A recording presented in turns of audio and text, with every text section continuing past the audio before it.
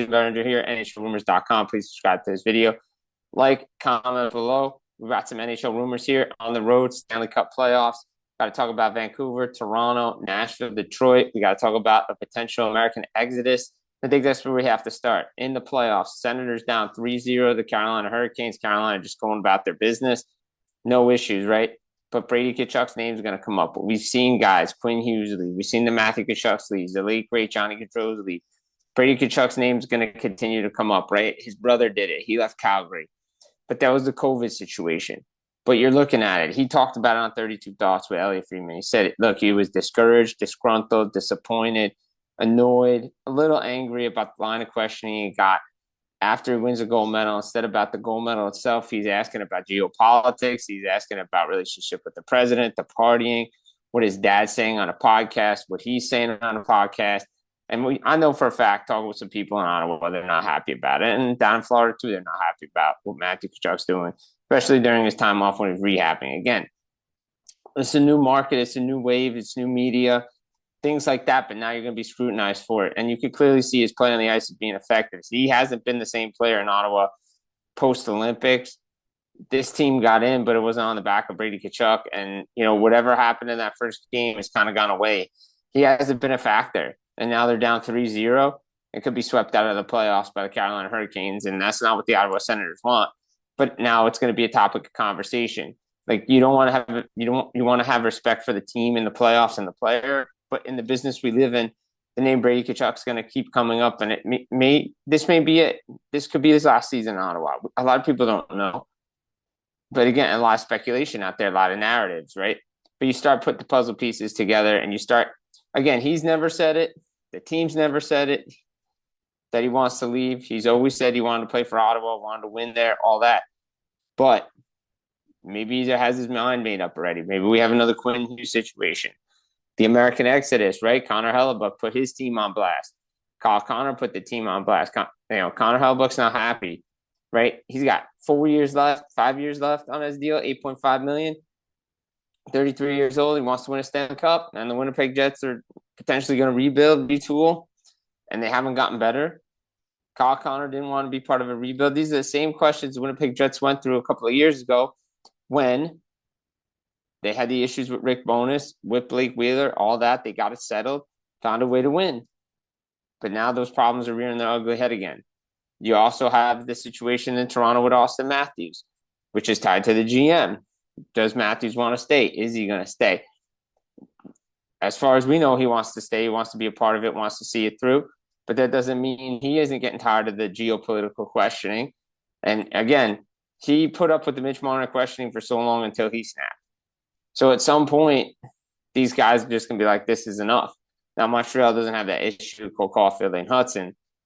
But some of these other markets, the Calgary market was tough. Again, that was COVID with Johnny Gaudreau wanting to get home.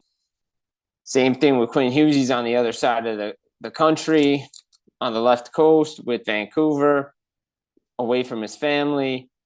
And here we are in this situation, talking about, again, American players wanting to leave Canada, Canadian teams, and the topic of, should Canadian teams draft American players? It's like the same thing with the Russian players. It's something to watch because, again, eventually it's going to come up. We know Brady Tkachuk's been linked to trade talks and trade speculation. But it's picking up not just outside Ottawa now. Inside, they're worried about it. They got to see something. We're going to see what comes this summer because it just feels like he's checked out and he's ready to go. And that's it. Whether it's St. Louis, whether it's Florida, whether it's New Jersey, whether it's another team, feels like teams know Brady Tkachuk might be available this summer. And they're going to have to get a haul for him. And it's unfortunate. But Jake Sanderson says he doesn't want to leave. They have other American players too. But it's just something to watch, this American exodus going on that potentially could be going on as we get ready, for the offseason, which we expect to be really busy, potential trades. Again, we'll believe it when I see it about the trades. A lot of trade talk going to happen heading to the draft. But the American exodus is something to watch because it has to be studied. All of a sudden, these guys don't want to play there now before they didn't care. So, again, something to watch. Something else to watch. We get the mess in Vancouver, right? Now, there's a lot of conflicting reports out there, but Rick Dhaliwal says there's 3 lists: the owner list, the Jim Rutherford list, the CEO's list. They have 3 lists here: Shane Doan, Ray Whitney. Then you have the Mark Bergevin types. Then you have the analytical types that Jim Rutherford wants, the younger guys. And again, Vancouver's such a mess that it might be just time to bite the bullet and move on from Jim Rutherford now, because they have a leadership problem. Because Jim Rutherford wants control. So if you hire a new guy, does Jim Rutherford really want to be there? Sounds like he does, but then again, sounds like he doesn't. He contradicts himself. He's like, well, I'll see it through the draft. Well, if you're going to hire the guy, you have to give him autonomy. He's got to be the head of hockey operations like Sonny Mehta is in New Jersey, who's ready to take on this role, be collaborative, bring information, aggregate information, and all that. So what does Vancouver want to do? And again, it's about hot-shotting. It's about retooling. It's not about rebuilding. Aquilini family wants to be in the playoffs, but it's the same mistakes over and over again with this team. Again, we mentioned Quinn Hughes. They knew he was gone. He wanted out. He wanted to leave. That's why everybody like the Detroits, the Rangers, the Devils, other teams, Minnesota finally made the trade for him. But they knew. But then why did you try to keep around Demko and Besser and Garland and Myers and all those guys? And then you signed Jake DeBrusk. That didn't make sense because you tried to hotshot it. You didn't, we can do a rebuild, and then we can't do a rebuild. Trevor Linden had it right. They had to go through some pain before they came on the other end. That's why the Montreal Canadiens model works so well. And that's where Francisco Aquilini's got to realize, like Jeff Molson did, that the old ways of Mark Bergevin trying to just stay in the murky middle doesn't work. Got to be bad for a few years. Then you get the picks, you get the prospects, put the team together. Then when you restock the cupboard, when your time to take that next step, you can trade for these players and bring in these different guys. Again, you move on Arthur Sivas, you sign Demko. A lot of the moves in Vancouver didn't make sense. And realistically, is this general manager going to have power over all hockey decisions? Because we need to know if Jim Rutherford's really out of the picture. Now, talking to people out there, he should be gone. But it doesn't mean he will be. And they need to change things up in a leadership position. And they have the same problem as the Rangers do with the ownership problem. It's just too volatile. 1 minute's okay. The next minute, it's like, well, why aren't you in the playoffs? How come we're not in the playoffs? We need the playoff revenue. Well, unfortunately, you can't get it because they're not good enough to make the playoffs. This team was there, and they let the drama of the Pedersen Miller stuff, all the outside noise sneak into the locker room. Yeah, when you're winning, it's great, but it's still, they could have made those moves earlier and still been a good team. And the problems go to Jim Rutherford, right? You had him keeping Miller over Horvat, him re-signing Elias Pettersson, him giving Demko contract. It's all about Rutherford. So why was Patrick Alvin even there? To be a glorified scout. And he didn't want to stay to be a glorified scout or whatever he was going to be. He's like, I'm out. I'm not taking the fall for you anymore because of your bad decision making. And maybe he ends up in Seattle. But again, as we said in the last video, what did Patrick Alvin ever do? He hasn't really drafted well. He isn't really a good GM. Now we don't know, could he have control? And that's a whole nother mess in Seattle. It's just they're back at square one and they don't know how to get out of the first year. They want to attract players, but they know they have to win. It's very, very complicated right now for the Seattle Kraken. They, again, that press conference the other day, very, very interesting. When you listen to what they want to do, they want to make some trades, they want to bring a top six forward, but they know they got to attract the players to come to Seattle. It's not like what Ryan Smith's doing in Utah. New facility, game plan, up-and-coming team.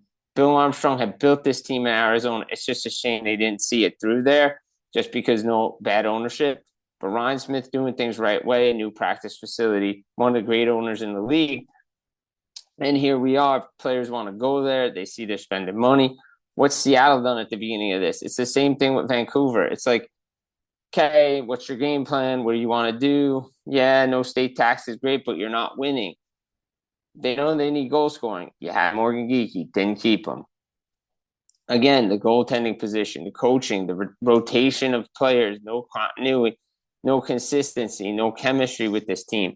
And the Seattle Kraken are in a mess. And it's like the Vancouver Canucks. It's like the Pacific North mess, not the Pacific Northwest. Yeah, bad pun on me. I get it. So, again, it's something that we have to watch because the Vancouver Canucks situation is pretty bad. But I think if they can get it right, as Rick Dhaliwal said, they bring in Shane Doan, that's going to change the reputation of what the Canucks are right now. And the reputation is bad.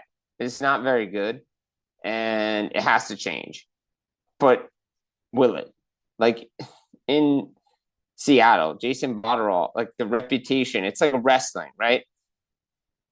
For instance, if a guy's a job guy for how many years and all he does is lose, lose, lose, and they try to push him to the main event, fans are just like, he's just a jobber. Like he just loses. Why do we believe in him? Well, it's like that sometimes with general managers. It's like, well, what are they doing that makes them out of the jobber category? Right? Seattle, everybody's like, mediocre. They had one run. They got to draft better. They got to develop better. They have to hit on their picks because just relying on free agents doesn't always work. See that in Nashville. Nashville's got its own mess, right? They trade out a bunch of guys like the Tomasino. They kept Evangelista, which he could have been moved. You moved out Dante Fabro. But yeah, Matthew Wood's good. Brady Martin, is he ready? Could have had Porter Martone. He was a Pred. Again, is it false expectations in Nashville? Because of what happened, is Stamkos really a 42-goal guy? Marshall still needs to be better. It doesn't sound like they're going to make too many changes, but they know they got to get younger. But they had the young pieces in place to get out of this. Yossi's another year older. Forsberg's another year older. What's going to happen with Ryan O'Reilly? Yeah, it's taking longer in Nashville, but they have to get it right. And it's because Nick Saban's involved. That's why it's taking longer. Because, again, talking with people down there. I was on a Nashville radio spot down there. And they asked me about Saban. I said, Saban's involved in this heavily because he doesn't want to just do what they did all the time. Because if it was up to Barry Trotz, let's be honest, Tom Fitzgerald's the next general manager of the Nashville Predators. Maybe Bill Haslam isn't in the ear of, listening to Nick Saban. Nick Saban wants to put in foundational pieces, winning pieces, do things the right way to make sure the organization sustains success.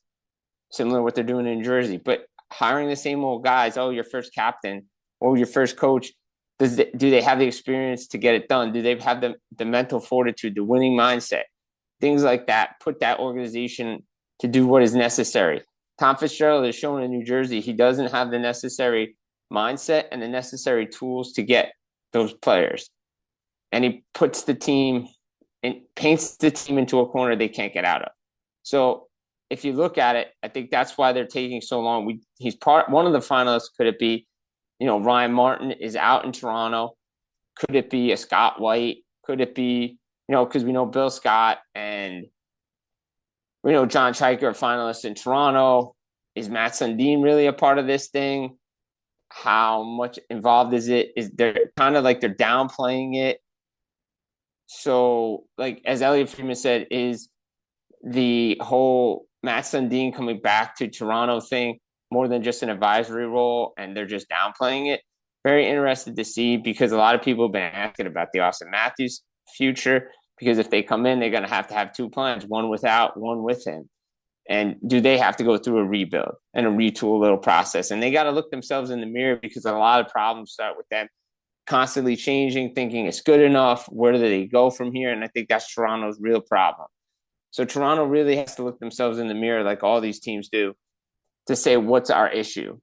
And where does it start? Does it start at the top? And it starts at the top in Toronto with Keith Pelly. As much as he's a businessman, sometimes he just doesn't understand that doing things a certain way in one world doesn't work in the other. What about Evan Gold? Evan Gold seems to be out. Ryan Martin. So could they get interviewed again down in Nashville? Winning organizations, what they've done. Again, could it be a Chris Pronger type, a Jamie Langenbrunner type? Where do they want to go down in Nashville? They want to get it right with the guy who can lead them and do the necessary steps, not just to be average, because they can't be mediocre anymore. And if they have to sell off pieces like Stamkos, who wants to be back, like Marchessault, who says he can be better. What about Ryan O'Reilly? What about Brady Shea? Like this team really needs draft picks and try to get younger because it should have started after the false expectations when they lost to Colorado the one year.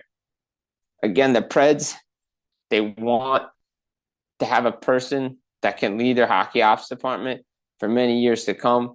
the mindset. That's why Saban's been so heavily involved. He wants to understand what it takes to put a good winning organization together in the NHL, and he's bringing his mindset and his knowledge from other worlds into the hockey world because you just can't rely on the same old people.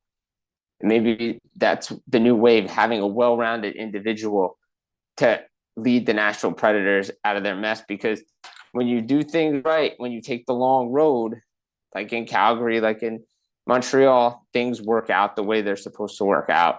Calgary's going to be ready to open a new building.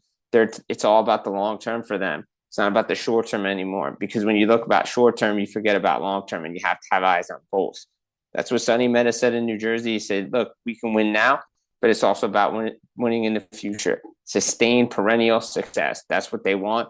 That's what Saban wants in Nashville. Now, Detroit, that's a whole nother matter, because if you look at it, Steve Yzerman had some interesting quotes on Thursday. He talked about we need better players. It's on him. But is this team good enough? We knew we were flawed even when we were sitting at the top of the division in January. We weren't good enough. Does Steve Yzerman know the plan? Like, yes, he looked frustrated. Yes, he wants to see it through. Yes, Chris Ilitch supports him. But everything is under evaluation, like he said, the coaching staff, management, scouts, everything.